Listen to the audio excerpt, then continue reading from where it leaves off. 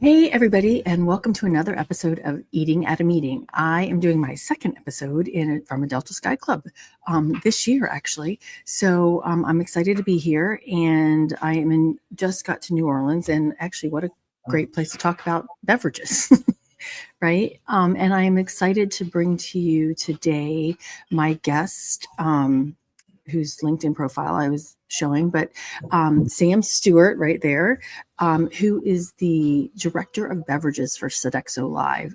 Beverages, alcohol. I did say I wasn't going to say but alcohol for Sodexo Live. And we're going to talk about, first off, how and why they created Mocktails, non-alcoholic beverages, for the Taylor Swift concerts at the venues that they handled. So, and how that went. So, hello, Sam. Hi, Tracy. Thanks for having me. You're welcome. Okay, so my first question is, you all managed the last 3 American tours for Taylor Swift's concert, as well as you've got Vancouver, right? Correct. So that's like 5 or 6 shows. Is that right? It was 4 venues, 3 shows per venue. It's a full weekend of experience. Yeah. We had 12 shows in total. Wow, that's amazing. Lots of people. These were at big stadiums, yes. Yeah. So what prompted, because I went searching for, information on you and you were quoted in People magazine about creating non-alcoholic beverages for the Swifties. How did that come about? We did through a lot of consumer insight and guest research that we do and that our partners do.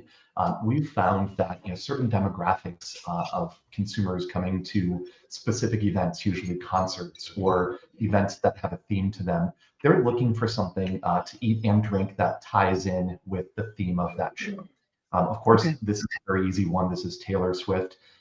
You can find all sorts of information about Swifties, how they act, how they eat and drink at functions, what's important to them. Every touch point throughout the venue, food, beverage, retail, everything through the venue, they like to see the theme woven in everywhere. So we decided to take that to a big level with our food and beverage. Specifically in beverage, we typically sell a lot of alcohol, but at an event where most of or a huge chunk of the attendees, the Swifties, are under legal drinking age, we had to shift our game a little bit. So to do that, we did offer a cocktail and a mocktail, and realistically, for speed of service, you're talking about 50 or 60,000 people coming to this event. They're football stadium events, not your local music theater. We needed to make sure that we could be very efficient with our service. So we took an approach where we offered the mocktail version of the cocktail, which was exactly the same thing, just without the spirit in it. Okay. And they had a different name, and they came with a fun little garnish, and that was a driving factor in the success for the mocktail. So that if say you're a Swiftie going to the concert and you're 16 or 17 years old and you're going with mom or dad, maybe mom or dad has the cocktail version that looks exactly like the mocktail. There's a sense of connection there between the 2 guests, one of legal drinking age and one not. Wow. And how many did you end up selling? Thousands. More than we expected. The fun garnish was an edible straw, an edible flavored strawberry straw, and we ran out at most of our buildings. So unfortunately, some of our guests towards the end of the concert didn't get the edible straw, but a lot of them bought 2 or 3 drinks during the event. So hopefully they got to try the straw with the first or second drink. But we sold thousands and thousands and thousands at every show. Wow. Did Taylor Swift have any input or say on it at all before or after? Not necessarily on the drink itself. Taylor's team. We think the information probably comes directly from Taylor through her team, but it probably just comes through her team. They had a lot of guidelines over what we could call the drink, if we do a souvenir cup or not, if the souvenir cup was considered retail merchandise, et cetera, et cetera. So they had some guidelines, but not about the contents or the recipe or the creation of the drink itself. Okay, cool. But I did read that you connected with some of the Swifties that work for Sodexo Live to come up with what you were doing. How did that go about? We did. We had a Swifty council, and that was employees of Sodexo Live of all ages who are Taylor fans. We included the non-legal drinking age children of some of our employees were part of the Swifty council, and that was, I mentioned before some of the insights that we used to develop our food and beverage products for the concerts. A lot of that came from the Swifty council that we developed. Awesome. Well, and you've got a fan, Sodexo Live is actually on Instagram right now saying, "Go Sam, go." So hello. Oh, sorry. What, how, I mean, and I'm sure there's the children of your employees were like elated to be able to participate in that. Absolutely. I'm probably a little bit too old and not really the demographic to be a true Swiftie, though I do enjoy her music and think she's done some amazing things for the music industry and other artists. But the true Swifties who were involved it was their life for a couple of months while they were part of the Swiftie Council. They were super engaged. It's really wonderful to see the younger generation just really engaged in what their experience is like when they come to an event like this. And we have to change our approach. And I've long been a proponent of through sports and entertainment venues and music venues and concert venues. I've always tried to change approach based on the demographic of the people attending that performer, artist, or specific event. 10 years ago, 15 years ago, we didn't do that in this industry, but today we have to, and not only do we have to, but we want to. It's what keeps this industry exciting. Exactly. And I'm like, I don't know why AC/DC came to mind, but the drinking of AC/DC fans is going to be completely different than Swiftie fans. Absolutely. We had a country music performer in Indianapolis at the same exact venue where Taylor Swift performed just a couple of months later. And when we looked at everything from per caps to what products sold to how many they sold to the pricing, it was opposite, the exact opposite. So we can't really, we can't leave the menu up from event to event. We have to change it. And in a lot of cases, we had some static options, but just the naming convention changed, which was important to our Swiftie fans too. They, when we had the Taylor Tots or things like that on the food side, the mocktail and cocktail we had here was the Love Spiral and the Go Viral, obviously lyrics from one of her famous songs. They like even just that connection, not even the recipe, but the naming convention was important too. And that's surprising, or not surprising, but that's really important to note when any event planner is trying to create something, like looking at who your demographics are and tying the food and beverage to the theme. Like food and beverage should not just be an afterthought, right? No. It really should be tied into it. And I think it's interesting you mentioned afterthought. I've worked in the on-premise beverage industry for about a decade and a half now, and for the last 5 or 6 years, namely in the concessions and food service environment. And the food and beverage is never the main event. People are coming to a baseball game, they're coming to a concert, they're going to a convention, but we can't be complacent because food and beverage has the opportunity to enhance that entire experience. It also has the opportunity to, I don't want to say drag down the experience, but if it doesn't match, it's not exciting. So I from an F&B perspective, we can help our clients just dazzle our guests with an entire experience, and we're doing a better job of that than we were 10 years ago today. That's awesome.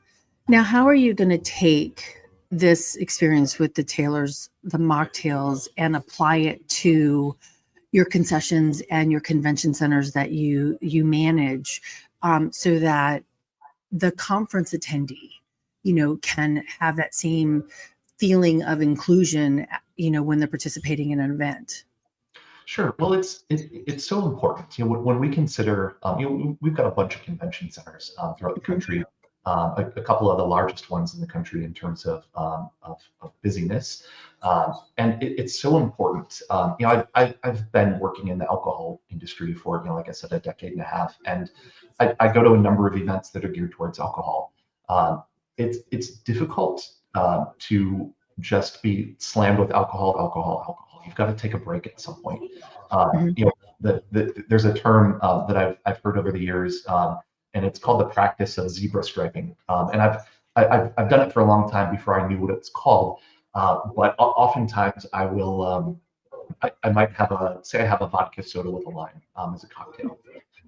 And then I might order my next beverage as just a club soda with a lime. Uh, Mhm. and I still have the experience of drinking something that looked exactly like what I was drinking before, but Mhm. it's a break between that. That's called zebra striping, when you switch between a full alcohol drink and then a non-alcohol drink. And I think that's important when you're at a Mhm. professional event. You know, I'm not probably not going to put back 6 vodka sodas over the course of a 6 hour or 60-minute reception, but I can still have something that is in the same vein of a cocktail. Well, and that actually happened last summer at an event, and we had some athletic beer and some other mocktails on the bar. And I was just standing talking to the bartender, and this guy came up and ordered an athletic beer. And I'm like, "Oh, athletic, you like it?" And he's like, "Yeah."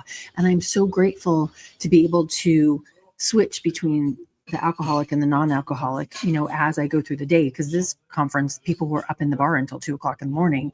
So he wanted to be able to maintain his composure, you know. I hope he wasn't drinking until 2 that whole time, but It because happens. it probably wouldn't have helped, but Yeah. that much. But at least he was thankful that we had that athletic beer. Well, you know what we're finding with consumers who choose a mocktail or a no alcohol beer, even a low alcohol spirit or wine, it's very similar to when Beyond Meat became popular.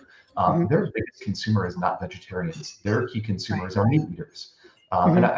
same, as low and no alc continues to grow, which it is, I think we'll find the same thing, that the consumers are not sober people. They are people who just want a break from their alcohol, whether it's for a health reason, whether it's because they're at a conference and their day starts at 7 o'clock the next morning, and they don't want to feel a hangover, or Right. whether it's to your point, they want to make sure that while they're at the conference with the CEO and their clients and their important guests, they want to be able to keep their composure and maybe remember what happened the night before. Right, exactly. And I mean, I don't drink anymore, but and my drink of choice before was what you said, a Tito's and soda with a lime, and I go to club soda. But and I've talked to a couple people, and they're like, well, I'm like, they're not like, I'm not going to order a mocktail. I'm like, I'll just have the water or the club soda, and I'm like, but I like to have that change in flavor sometimes. Yeah. So how are you?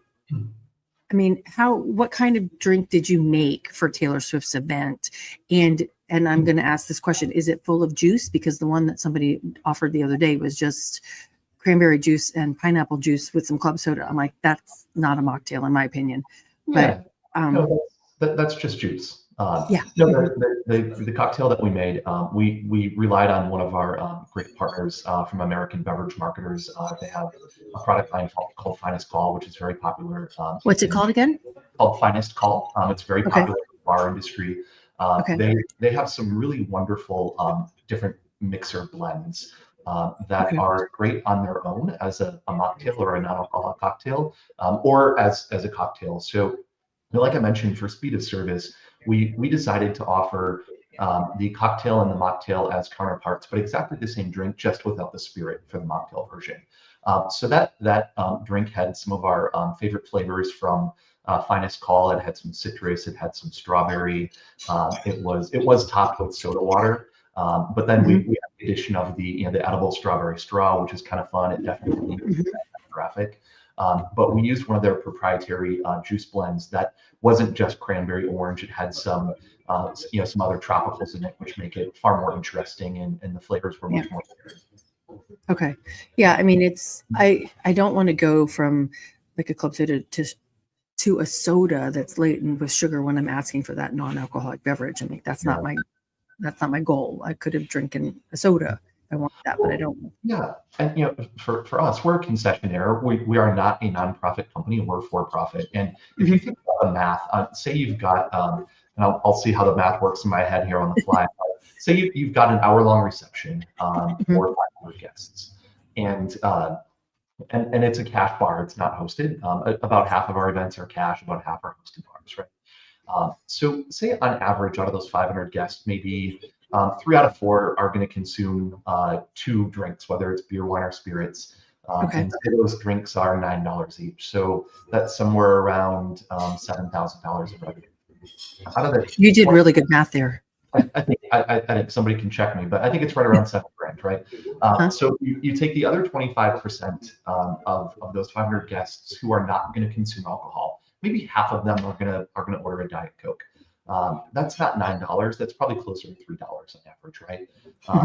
Say over the course of the hour-long reception, those 125 guests drink 2 sodas. That's what, $400. The other 25%, or maybe they drink a coffee or a bottle of water, they're still spending some money, but less than a cocktail, right? The other half of that 25% that's not drinking, they're just drinking water from the water station. That's free. We earn no revenue for that. So that puts us at just a little bit over $7,000 for that hour-long reception.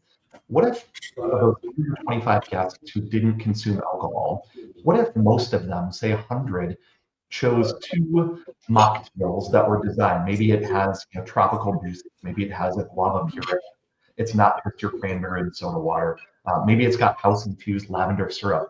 When we start to do that, we can charge more. We don't charge $3 for those drinks. Say we're coming in at $8, just a little bit under that drink with because it does have those unique garnishes, those nice syrups in it, etc. We're probably gaining another, if I'm doing math in my head right, had we not offered those drinks and we just left those non-drinkers with their carbonated soft drink or their coffee or their bottled water, we probably left over $1,000 in revenue on the table. Yeah. But when we're offering them that nice drink that's thoughtful, right, we're earning that revenue for a good drink, not just charging too much money for a club soda with cranberry juice. Right. Exactly. And we need to shout that from the rooftops. But the other part too is, for me, is a meeting planner that's hired you, or they're in your venue. They're going to meet the food and beverage minimum faster by doing the same thing and create a better. You're both combined as partners, creating a better experience. Yeah. If we're not offering it, our guests only have the option to drink that carbonated soft drink or the coffee or the tea or the bottled water at a couple bucks. We are literally leaving money on, well, I'm not going to say the table. We're leaving the money right there in the bar. By offering it, maybe not everybody will pay $8 for a mocktail with fancy juices and house-infused syrups, but a lot of people will. Absolutely. Yeah, I will. I mean, and it's curated, so it's not just like, well, somebody served me a cheer wine and Fresca mixed together and called it a mocktail. Like, no, that's a soda, a double soda. Yeah, absolutely. I love cheer wine, by the way. It's so much fun. Yeah. Okay, so what? I'm assuming that because you were going to serve that many, you batched those drinks, so absolutely. That you weren't making them on the fly.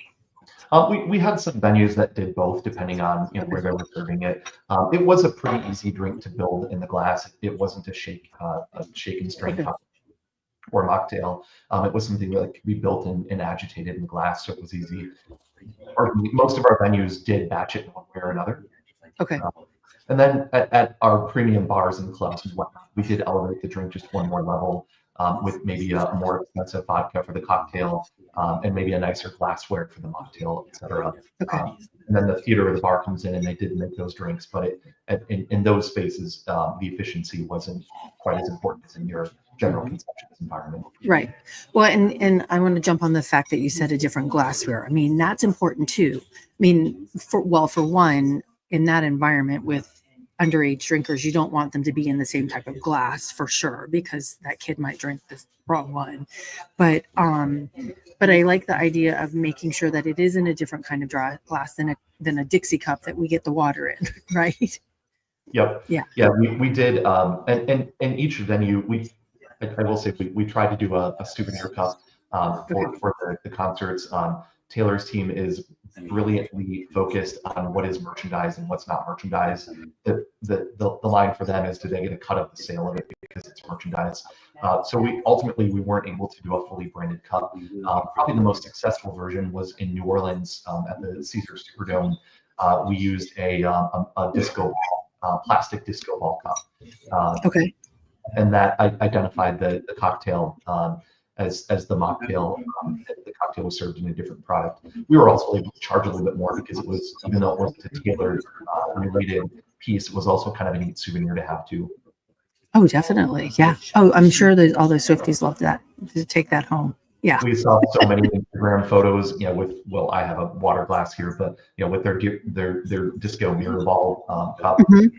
If you've got a boring cup in a plastic glass, it doesn't usually end up on Instagram. If you've got a fun vessel, it doesn't matter what's in it. It usually ends up on Instagram or Facebook because of the how fun the glass or the vessel looks. Right, exactly. Okay, so let's going forward with mocktails and the trends, and I think last weekend was the non-alcoholic festival in Washington D.C., which I didn't get to go to. I think it was 2 weekends ago. But what do you see the trends being? And I want to preface this too, is like there's a lot of non-alcoholic beverage brands out there, that are. And are you implementing those, or like the Spiritless and it's the only one that comes to mind, and Ritual, are you utilizing those brands, or are you utilizing the one that you mentioned earlier? We are. We're testing a bunch right now across the board. Many of our we're not a chain restaurant where every venue is exactly the same. With its Sodexo Live, specifically, we've got 130 some venues. They're all programmed a little bit differently. So our venues do have some quite a bit of leeway to program as they wish. We give some guidance on the preferred brands, the brands that are available in a lot of places, right? There's a whole bunch of different ways you can serve a non-alcoholic or a mocktail. One is that the most simple way, like you mentioned before, is just maybe a combination of juices with soda or anything non-spirit, right? You can then go to the next step and do a non-alcoholic cocktail, which for me is a little bit different than a mocktail. That's using a product like Seedlip, right? It's not a de-alcoholized spirit. Most of those are botanical concoctions that taste good. I really like what Seedlip has done. They haven't tried to exactly mirror other spirits, but for example, or for gin, they take some of the flavor profiles that are usually found in those spirits and use botanicals to create a non-alcoholic spirit that gets close to it, but they're not trying to match it exactly. It's very difficult to do. Brown spirits, for example, they're very, very difficult to make a non-alcoholic brown spirit taste exactly like the actual spirit does. I think some of the beer providers have done a really good job of it. I think it's difficult to.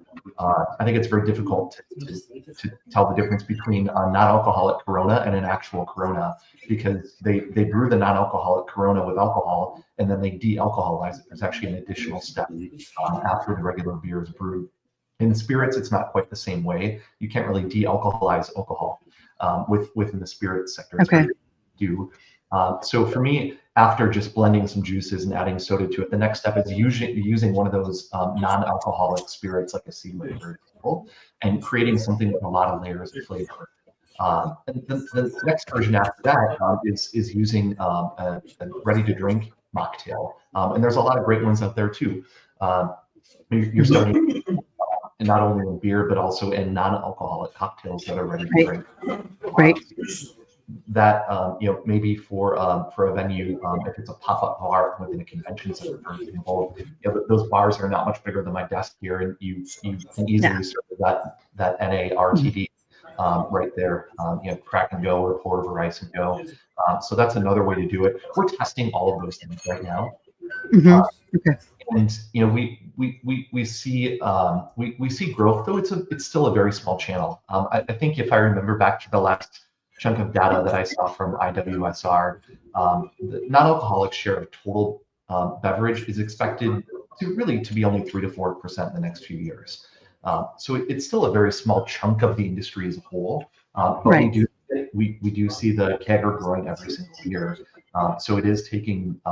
I think it's not just converting drinkers to non-drinkers. It is bringing new people into the category of bar, I'll call it altogether.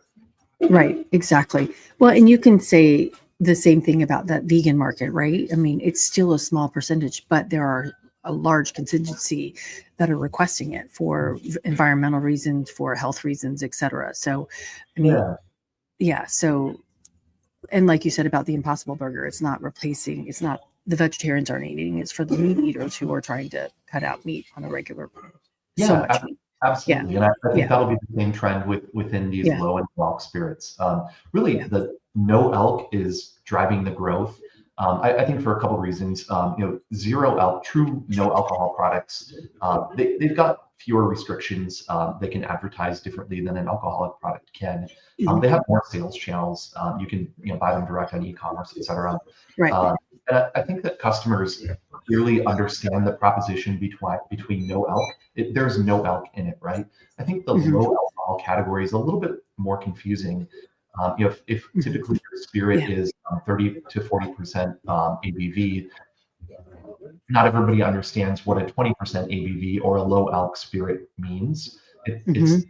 It's lower, the numbers are lower, but what does that really mean? How does it affect me differently? So I think the no alc category, true no alcohol, is really driving the majority of the growth today. Yeah, I agree with that. All right, so Patty's piped in here on LinkedIn saying, have you experimented with the functional mocktails with the health benefits? Yeah, I think that's, I talked about the different types of, mocktails and non-alcoholic cocktails before. This is an important one too. And really, I think when you talk about the benefits, we're talking about drinks that have adaptogens in them. So, I think of a number of products that have come onto the market, and I'm not talking about THC and cannabis-derived beverages yet.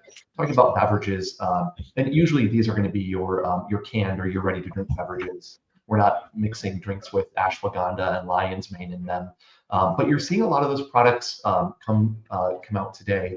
And what I see is I just got a product that's in the market, and they're really good. I just sampled them over the weekend. In fact, they have two products that are aimed at the lift.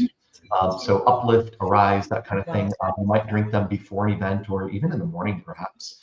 And then they have two canned products that also the taste is really good, but they're meant to calm you down or relax you at the end of the day. And I think that's great because you're eating multiple day parts. You're eating a consumer product before and after event, or in the morning and in the evening, or maybe even in the afternoon. A lot of people might have a caffeinated soft drink in the afternoon. If you want to stay away from caffeine, if that affects you adversely, go for one of the adaptogen products that have the uplifting, the ingredients. Like I mentioned, things like lion's mane and ashwagandha. There's all these things. There's kombucha. Pea flower. There's all these things that create the lift or the relax that are not alcohol or not caffeine. I think be equally as part of the category as the no and no alcohol cocktails too. No, that's awesome. And you're not going to get that many potential buyers of that when you're at a bar. But I kind of want to say, like last summer at one of the hotels I was working an event, and she's like, well, we don't get any requests. And this was the catering manager. And I'm like, well, because you're not offering them. So do you see yourselves, and I don't find them on catering menus, here's the non-alcoholic versions. Are you all going to start adding those to your menus as well, or are meeting planners going to have to request them? No, we're starting to add them. Especially within our convention business. It's not a seasonal business really, but we update menus usually on an annual basis, and that usually happens at the end of Q4 or in the beginning of Q1. So I'm starting to see a lot of those menus come through. They usually come from our designers to me, and I'm seeing a lot of stuff being added, whether that's an actual list of products, or whether that's even something as simple about a blurb as ask about our mocktail offerings, ask about our low alcohol offerings. We might not be listing them. Oftentimes it might not be that we stock them all the time, but we will bring them in and have an available list specifically for people that want to request them. And then going on to that, are you able to get those through your distributor, or are you buying them direct online from the manufacturer? From any number of resources. Okay. You know, I think of Seedlip, which is one of the bigger ones. They're available from our standard wine and spirits distributors in most cases. Okay. Some of the food service distributors of the Cisco's, the GFSs of the world, they're starting to pick up some of those options too. Okay. Some of them are available through the redistributors or even the chef warehouse type of distributors. They're starting to bring in Okay. some of them. One that I Okay. mentioned, I just tried over the weekend. I think it needs to be a company like Chef Warehouse. So we don't have to buy them at retail through Amazon. We can buy them at the wholesale cost of distribution. Okay. Yeah. Cause that's, I mean, and probably direct with those, and I call them manufacturers, but the drink makers. Yep. Yeah. And, and just going from, looking at some pricing, because we drink Ritual and Tennyson in our house. And I do have some Seedlip, but that bottle of Tennyson and Ritual is the same price as a bottle of Tito's. It is. And it seems odd On the because retail market. Yeah. absolutely. You go to your local liquor store, your Total Wine, whatever it is, there's not much of a price difference in a 750 ml bottle. And I think that's something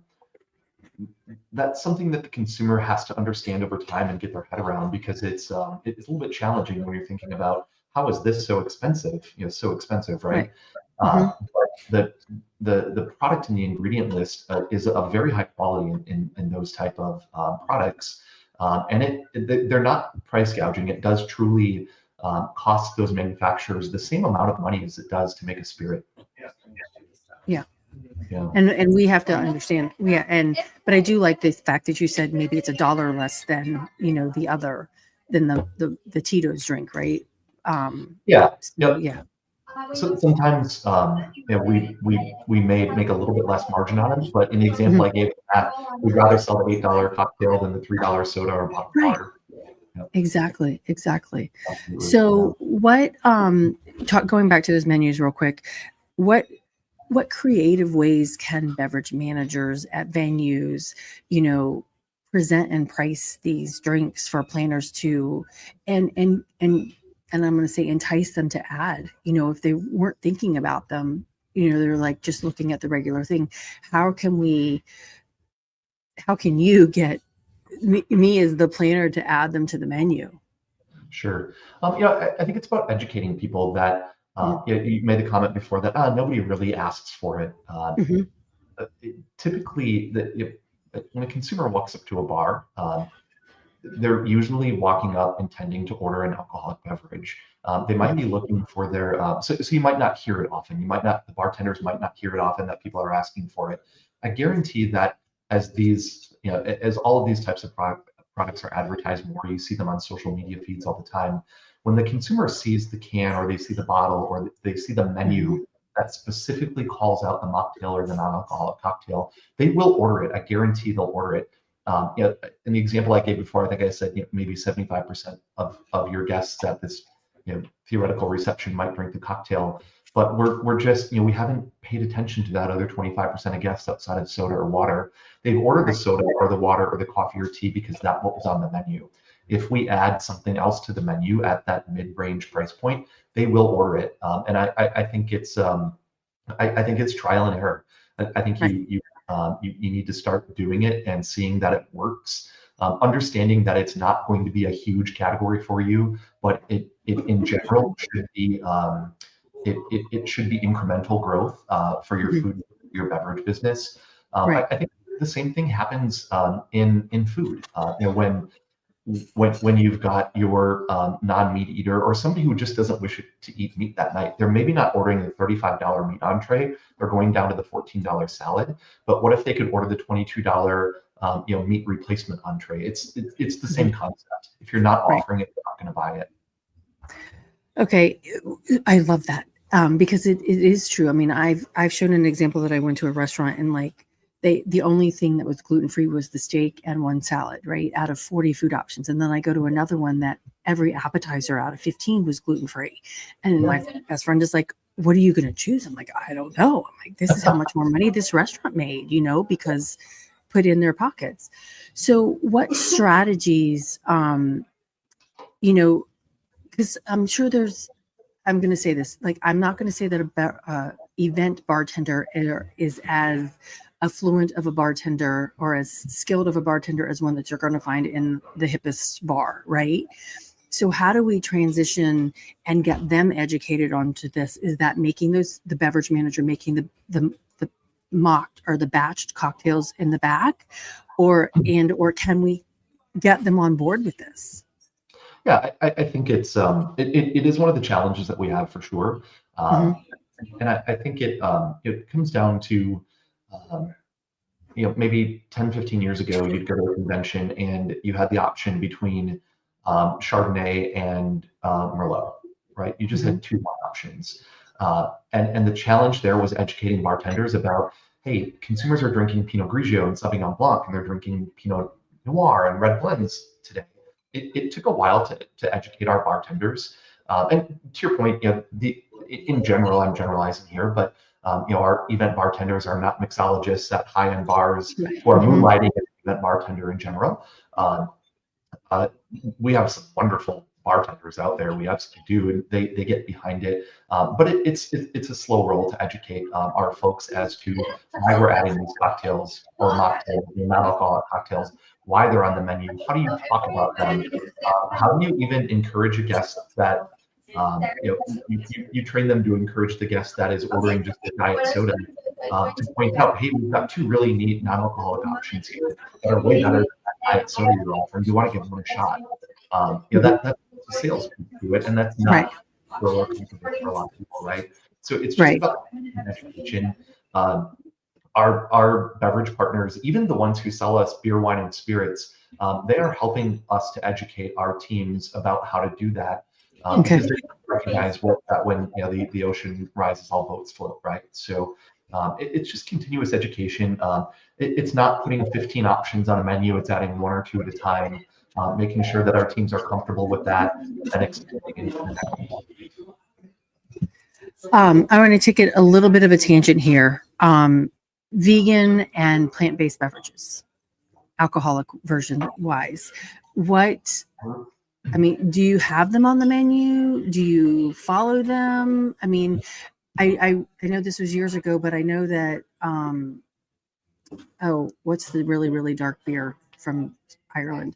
Guinness, Guinness. Yeah, yeah. they went vegan, or I know it was only for a certain. I don't know if they've completely gone vegan, but is that another market that you're looking at as well? And what about even kosher wines as well? Thinking just Yeah. Those are all very niche pieces of the industry, right? I honestly don't know a whole lot about the beers that have gone vegan and all that kind of thing. So my title there is specifically beverage alcohol. So I've focused on alcohol for much of my career. So it's new for me too. I think to your point about how we engage our event bartenders and whatnot with some of these things. I think we have to take baby steps and start with simple pieces. And I think on a catering or event menu, offering something is better than nothing today. I think those other things, the vegan and the kosher wine's a little bit different. That would be very specific to an event or a demographic. Organic wine, completely natural wine, for example. Those are all very, very small pieces of our industry.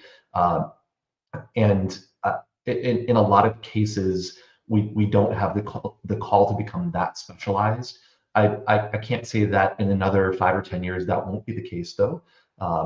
Nobody, I say nobody, I'm speaking in general terms here, really cared about organic or natural or biodynamically farmed wines 10 years ago. To today's consumer who are learning about some of those things, largely via social media, they're asking for them now. So we have to start to pay attention. It doesn't mean we've done it in a big way yet, but I think going forward, it's something that'll creep its way into some of our menus. Again, all based on demographic of an event, based on location, that kind of thing too. Well, and if you don't know it, barnivore.com is a website that you can go find them all. Oh, cool. They track it. Yeah, barnivore.com. Yeah. I'm gonna make a note. Yeah. And the link, somebody said quiet my background noise. So that's me. I'm in a Delta Sky Club. So when I'm not talking, I will definitely put myself on mute. But so we can wrap it up here too. What do you think, if you could give one piece of advice to event planners and other beverage managers about creating these non-alcoholic beverage options, that are innovative and approachable? What would you say?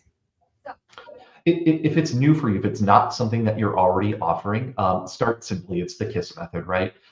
Don't dive headfirst and go overboard and offer 15 options. Start by offering a couple of options. Maybe maybe a one or two non-alcoholic wines, menu of mocktails that's just three or four. Keep it simple, and I would say toe dip so that you're comfortable, so that you can get your meeting planners comfortable with it, that you can get your bartenders comfortable with doing these other kinds of things that are not maybe normal for them. Take a slow approach, and as you find out that it works, you can then have the opportunity to get a little bit more creative with it. Yeah, and as your staff gets more in tune with all of it as well, and I mean, I suggest doing a tasting of with all your bartenders as well. You get them to say, "Hey, I like this one and not this one," etc. Yeah, that's part of that whole training and education Yeah. event. We do that for alcohol and non-alcohol. It's important to do that all the time. Well, Sam, thank you so much. I really appreciate you being here and talking to us about how it started with Taylor Swift's Mocktails. Yeah. There is, let's see, you can connect with Sam on LinkedIn. There's his LinkedIn profile. And then you can also connect with Sodexo Live and see where they are across the globe, right? And where they're doing some of these things. So I do appreciate your time. Thank you very much. Yeah, thanks for having me, Tracy. Safe travels. All right, thanks, everybody. Until next week, stay safe and eat well. Thanks.